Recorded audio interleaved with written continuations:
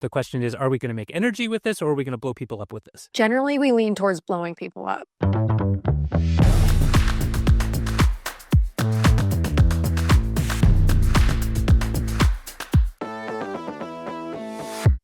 Hello, team, and welcome to Beerocracy. I'm your host, Emily Gross. I'm very excited today because I have Ben Bergen with me, and he's a professor of cognitive science at UC San Diego. We're going to be talking all about AI. Ben, very happy to have you. It's my pleasure. Thank you so much for inviting me. Okay, before we begin, what are we drinking? I have a local San Diego beer, a Nice. Stone Dayfest Session IPA. Yum. Sounds delish. I don't have a sponsorship deal with Stone yet, but if anyone from the company is listening, I'm happy to Literally negotiate terms. all I want is a sponsorship deal from a beer company. This is the only reason why I started this podcast. And I have a Talea watermelon sour ale. Or it's not sour, it's wheat ale, but they do make a good sour. Anyways, cheers. Cheers. Oh, they make such a good beer. It's a woman-owned company. Highly recommend. Question I always love to ask my guests is, why should we trust what you have to say? Oh, that's a tough question. Yeah, it's really easy, really simple. Don't worry. Especially in the context of a discussion about AI, which is what I think we're talking about today, Mm-hmm. where there are big questions about trust. I would say you shouldn't trust, at least don't trust without verifying. So I'll do my best to demarcate the things that are opinion from the things that I believe are established fact. And the things that are fact should be discoverable through research from reliable sources and that sort of thing. I love that. Why don't you tell me a little bit about your background with AI and large language models? Sure. So my undergraduate and graduate degrees are in linguistics, specifically computational linguistics. And so I have been working with computational models of language since the mid-90s. There were computers back then. And, it's like the last 5 or 6 years that there's been this explosion in large language models that can do all the crazy things that the GPTs and the Claudes and the Groks can do. And I've been heavily into the research side of that. So trying to understand what their capabilities are, how they learn, how they compare to humans, how humans interact with them, and that sort of thing. That's kind of my current research area. It's very cool. So it does feel like in the past year, we've become a fully integrated AI society. It like kind of emerged on the scene and people are like, I don't know how to use this. I don't know what to do. And I first started exploring with it. I would use it to create travel plans and come up with itineraries for myself. And I was like, this is incredible. And now I'm going to be honest, I use it for this podcast a lot. It helps me come up with like better titles and summaries. And I use it for work, and I have friends that use it basically as like therapists, she'll be like, what do you think of this? And I'm like, they have my opinion. She's like, well, ChatGPT says this. And I was like, so we have a problem. It has become so fully ingrained in our society, and it feels like with social media, like we've lost, the ball's rolled out from under us a little bit. But this is obviously not a new science. This has been around and people have been studying this for a really long time. What's it like watching the average layman explore it now, and how do you think society is handling it? Well, kind of like how well society handles most things. Terribly. So, honestly, as someone who's been working in this area for a long time, I didn't anticipate, and I don't know many people who did anticipate, the kind of massive developments that we've seen in the last 5 or 6 years. We knew that, as we got more compute and as we were able to get more storage and all this kind of stuff, that, the models would get better, but we didn't anticipate that they would be, coming up with a travel itinerary for you, or recommending who you should have on your podcast or whatever. We didn't think that they would be useful in those ways. And so I think people inside the research field are just as shocked as anyone else. That's kind of scary because I anticipate the people who are doing it being like, no, we've been doing this, but you guys are like, oh, this shit's insane as well.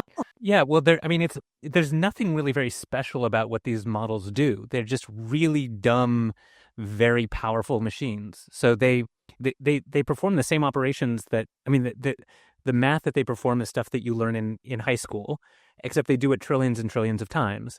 and we feed them, as close as possible the entirety of what exists on the internet. And it turns out that at that scale, you have massive capabilities to learn intricacies of how language is used, potentially how people reason, how to reason about people. All that stuff is there for a really dumb learning algorithm that happens to be able to be run, millions of times a second. That's crazy. The science is just, it's nothing that my brain can wrap around at all. Because people are like talking about like large language models and generative AI, and people are throwing out all these words and stuff like that. And I'm like, well, I just go onto chatgpt.com and I type in, what should I do? And it just responds. Like, what do you mean that this is what's going on? But how does generative AI work? What is exactly a large language model? Yeah. So a large language model is basically autocomplete on steroids. So the way that it gets trained is you train it with sentences from text that you've grabbed from wherever, from Wikipedia or from Reddit. Those are actually the two biggest sources, or from Google Books corpus, or from captions from YouTube, that sort of places where you can get just access to lots and lots of words. And it's a learning model. So they've got lots of very simple units that are kind of like neurons, in that there's some number that comes into them and there's some number that goes out of them, and you tweak the numbers a little bit every time when the model makes an incorrect prediction. So you give it a sentence like, the cat is on the, and the model, the little neurodes in the model predict what the next word's going to be. If they predict that the next word is Matt, and that was actually the next word, then thumbs up. You don't have to change anything. But if it predicts anything different, then you tweak automatically the little values inside the model, so that next time when it gets the cat is on the, it's slightly more likely to predict Matt. And you just do that, like I said, trillions and trillions of times, and eventually you get very, very, very good autocomplete. And then once you've got really good autocomplete, you can just use autocomplete on its own. So you just say, well, what's the first word? And it'll say some word. And you say, okay, now given that word, autocomplete and tell me the next word. Now, given those two words, autocomplete and give me the next word. And that's generative AI. That's using these models in a generative capacity. That's so interesting. So obviously, it's become such an integral part of society these days. And it is taking the world by storm, some in good, really positive, helpful ways, right? And some in some very, very scary ways. What scares you the most about where we're at right now? Oh, definitely the people. But that's always true with technology, isn't it? Right? So technology gets invented, and then the question is, are we going to make energy with this, or are we going to blow people up with this? Yeah, generally, we lean towards blowing people up. Well, nuclear power exists too. But it's fun until we blow people up. And yeah, so I'm concerned about how people are using AI for misinformation. I'm concerned that people use it in ways that are not sensitive to the biases that it encodes, and that those biases get propagated and result in effects on people when the AI is used that way. I'm concerned about the ways that AI is being used to pull people apart from one another, to segregate people, both in terms of ideologies, but then also the fact that it's as, like you said, it's everywhere. As people are making friends with their AIs, they're no longer as incentivized to make friends with other humans in the real world. And as a parent, for example, that's something very concerning to me. So, but it's the people ultimately that I'm concerned about, not the sort of existential threat of a Matrix future or something like that. A big talk right now is about AI taking over jobs, right? And a lot of entry level positions. Yeah, have a couple sips of your beer before you answer. Yeah, that's going to be tough. No. How worthy is that fear? Well, we're already seeing it happen in some sectors, right? So, I have a lot of students who want to be software engineers. Software engineering is changing because you can do, I don't know if you've heard the phrase vibe coding, but basically someone who has no knowledge of software engineering can just use one of these models, say, I want you to make me write me a code in C or whatever that's going to do this thing, and then you sort of iterate and tweak it, and then you get software. How good the software is, how sort of robust, is less well known, but so yeah, software engineering is changing. Lots of occupations are changing. You saw probably the writers' strike a couple years ago in Hollywood. Um, that's because people are actively using large language models to generate scripts and script ideas and pitches and that sort of thing. So yeah, I mean, it is absolutely happening. Yeah. And I mean, with creating images and videos as well, it's insane. And there's also that huge problem, right, of the people aren't able, originally you could tell kind of what was AI and what was real. Now you can't. I don't know if you saw that video that like went viral on TikTok with these bunnies jumping on a trampoline. And one, it's an adorable video. Two, it's AI, right? It fooled so many people. And every single comment was like, it's real. No, it's fake. It's real. It's fake, you know? And like I said, it feels like the rug's being ripped out from the regulations, that need to be put in place because most of the world and most of society is not educated enough to recognize what's real, what's fake, and how AI is like manipulating people, you know? What would be the first thing that you would suggest to, let's say, Congress or any other, policy creating entity about AI? Yeah, so we have lots of experience of things that exist in our world that have the potential to cause harm, and how we respond to them as a society. So, like here at an academic institution, we do research with human subjects. Well, throughout a lot of the last century, people weren't great with their human subjects, and so now we have institutional review boards where every institution that works with human subjects has to get that research approved, and it has to be ethical, and it has to minimize harm and all that kind of stuff. Okay. Um, Other examples. So the FDA exists. Why? Because without the FDA, there would be incentives for people who produce food and drugs to maybe not be so careful about the quality and the consequences of those. So you have to have organized regulatory responses. And so yeah, we need to have a regulatory response. There are different sides that can happen on, right? So that can happen on the side of the industry, the producers of the large language models. You were talking about sort of disinformation or misinformation, the case where, you get like deep fakes and that kind of thing. There's a big push to require companies that make AI tools, to require them to put watermarks in everything that their models generate. So, like just a little, whether it's in language or a visual thing that says, okay, this was produced by Claude, but this was produced by, and so that would be a way to systematically tell when things were generated by those tools. So that would be kind of like an industry side thing.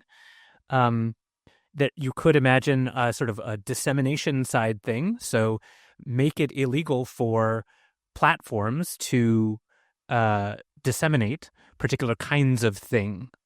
So things that are demonstrably generated by AI, as long as they were not tagged as being generated by AI. And so that would affect the sort of free flow of information.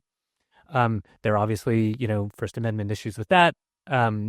But we already do some of that. So like hate speech and fighting words and stuff like that are not protected. And so you could imagine other limitations on the First Amendment, possibly. Yeah, it's scary,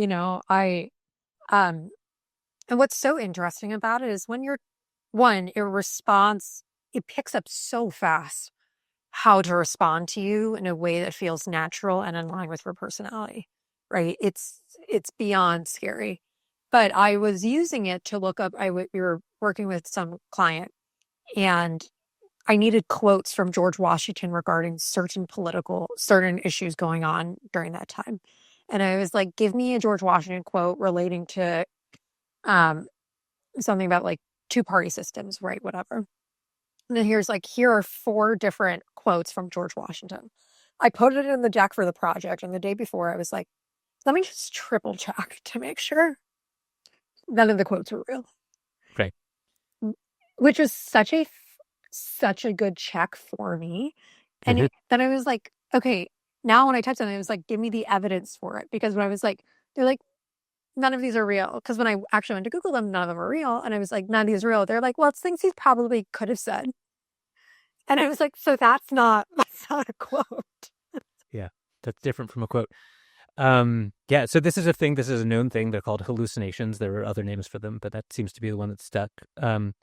Yeah, it's a problem. Some companies have done a better job of putting in guardrails to protect against that than others have. So, Anthropic, who produces Claude, they seem like they've spent a lot of time trying to get the models not to hallucinate. So has Perplexity AI. But yeah, it is a consistent and ongoing problem. Now, it's also a problem with humans. So there is the fact that we are holding these models to a higher standard, in essence, than we are humans in some ways, right? We expect them to be perfect, actually, and they aren't.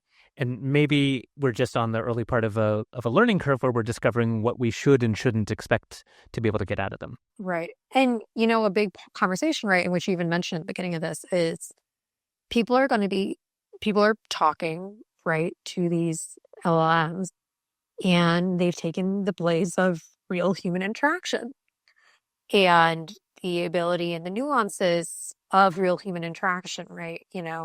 One of the big things being like relationships and also people using it for therapy. And there have been, unfortunately, not a bunch, but there have definitely been times, right, where people who are unstable and need significant safety parameters are encouraged to do self-harm, right? Or not as encouraged, but I think there was one time where like an LLM was like, you shouldn't jump off a bridge, but if you were, here are bridges near you, which is like Right. funny, not funny. Right. you know, Yeah. Yeah. how do we, but it doesn't feel like the urgency of getting that to stop, is necessarily there.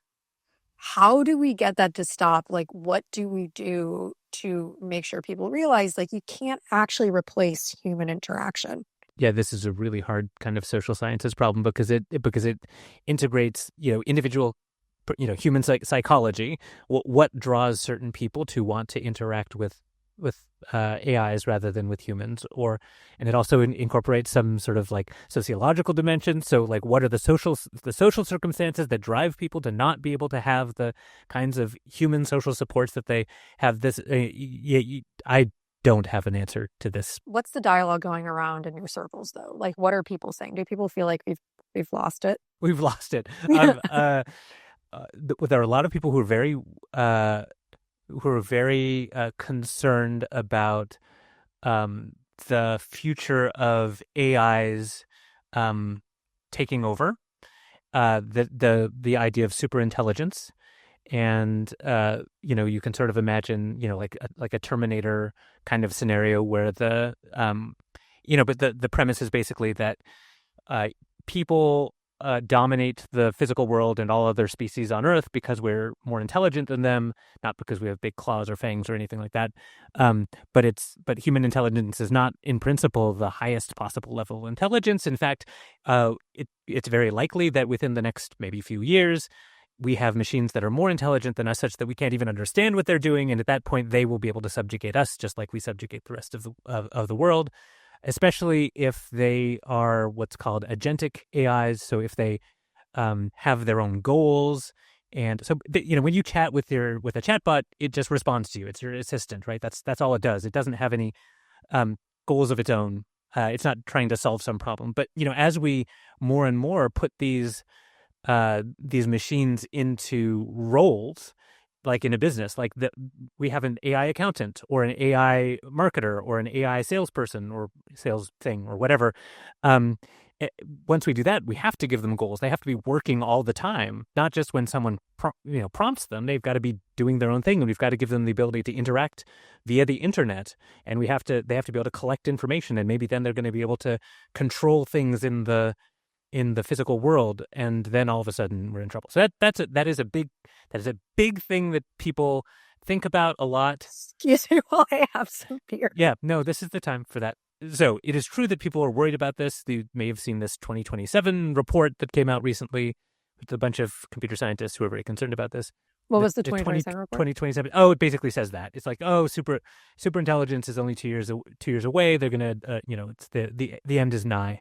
No biggie. But here's where the opinion part comes in. I am not so concerned about that, because I think that as soon as we start to see that sort of thing happening, there will be a natural human response, which is survival instinct. It will kick in, and it is still easy. We'll just unplug the computer. They need power. Yeah. Or we'll, like we did, like in the Matrix, we'll do what we need to do. But I'm not as concerned about that really as I am about, the human consequences. So you talked about jobs, misinformation, all these things are real and here now. I think the thing that unifies them is these sort of short-term, like immediate issues and these kind of long-term existential issues is the idea of alignment. So we need to make sure that the tools that we build, to the extent that they are intelligent, are aligned with our values. So one of our values is maybe don't kill people. Another value might be treat people equally. Another value, we've got some values that maybe Treat lots of people people can agree equally. on. That's pretty big value in this day and Sorry. age. Okay. Sorry. Yeah, don't be crazy I here. Come retract. on. Well, this is why we need democratic. That's an opinion. That's why we need like a democratically constructed constitution for AI. So this Yeah. has been a push in the field a little bit to Oh, say, interesting. right. So instead of like a bunch of programmers in Sunnyvale deciding what the right values are for the AIs of the present and future, why not like actually poll people, like find out what people's actual values are, what they want the AIs to do. And so that there have been some companies that have been doing that, and there have been some academics who have been trying to figure out what those values should be. So that's kind of a push in a promising direction, I think. Like giving the AI its own set of morals and being like, work within these. Yep, exactly. And sometimes you have like a second AI that's like the moral police. The way that you train the first model, the big model, is you get the second model to watch it, and whenever the first model does something that violates the Constitution, the moral Constitution, it provides feedback, so a corrective, effectively. Do you think we could get that for like American society right now? That's funny. Thank you. Yeah. Thanks, appreciate that. Mhm.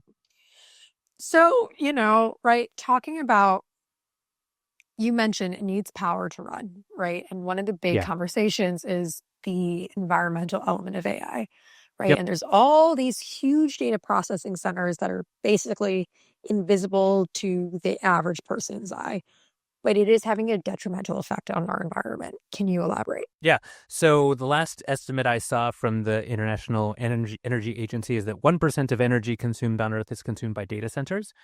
So that's, I don't know if people think that that's a lot. That's like some small countries in South America, for example, would be equivalent to 1%. And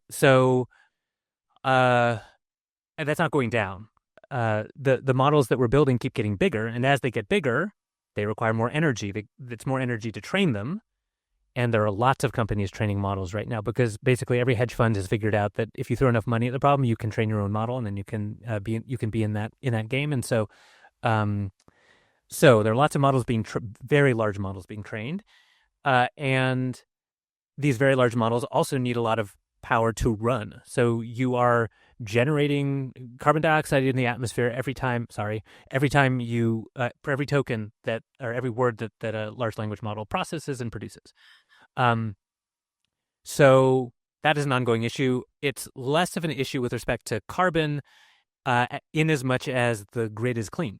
So there was a really cool study that compared how much carbon was generated by the training of different models. And they found that this one model called Bloom, which you've probably never heard of because it's kind of like a research open model, a relatively large model generated, a fraction of the carbon as other models did, like GPT-3 and so on. And the reason was that it was trained in France, and France runs largely on nuclear power, and nuclear power doesn't generate the same amount of carbon. And as a result, so basically one of the solutions, my point, is that one of the solutions is you just clean up the grid and you don't have the carbon problem. Now, that's solving one problem by addressing another bigger problem, but still. The other thing that's happening kind of internal to the industry is trying to increase efficiency.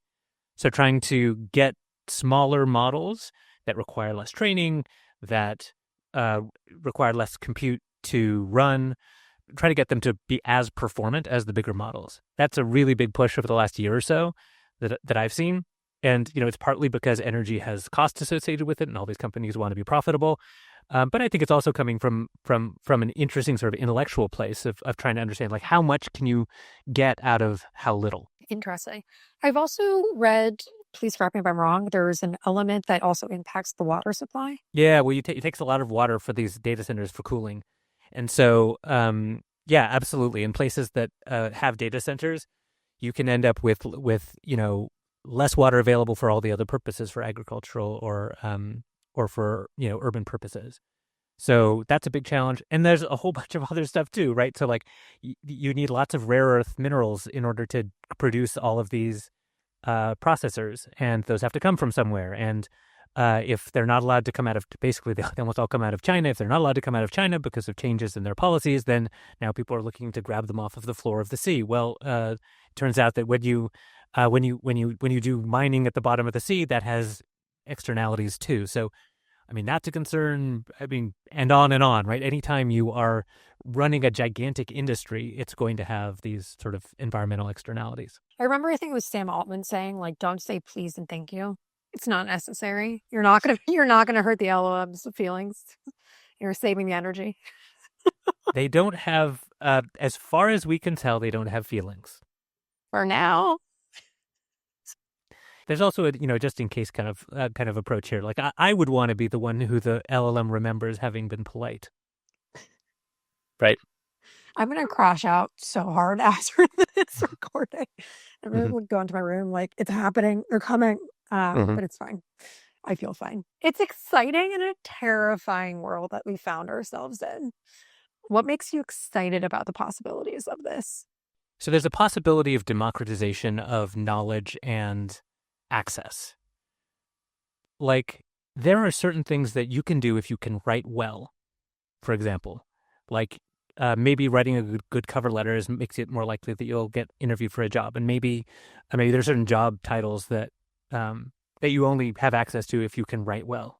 And if writing well stops being a barrier, then maybe people who didn't have access to the right kind of schooling that allowed them to be able to write well, but have all of the other capabilities to be an accountant or a marketer or whatever it is that people want to do. Maybe that's a good thing. Right, because these tools can allow you to generate a great cover letter, regardless of how good a writer you are, endogenously. That's promising. I mean, I think democratization of access. We work in my lab, for example. We've worked a lot on creating very small but large language models for languages that are underrepresented. So, like with the really great large language models for English and for Chinese, you'll be surprised to know, but not for lots of other languages. And so, there are things that you can do with a large language model. If you have it for your language, you can use it for instruction, for teaching the next generation of people who are learning the language. You can use it for all of these sort of industrial and academic purposes. And so, I think sort of providing these things as tools is valuable. If I've watched enough Star Trek recently and I'm feeling, sort of like optimistic enough about the kind of future that we might have, there is a sense in which technology over the course of history has, when deployed appropriately by the humans, actually made people's lives better. And, like you think about work, right? We're supposed to work a 40-hour work week, right? Well, but that wasn't always true. And we didn't always have weekends. And these are things that the Industrial Revolution and all the various sorts of dimensions of industrialization have provided. Is there a future? I'm not going like full Andrew Yang, but like is there a future where humans actually have to do less while the society is still just as successful? It's more possible with the technology than it is without the technology. Interesting.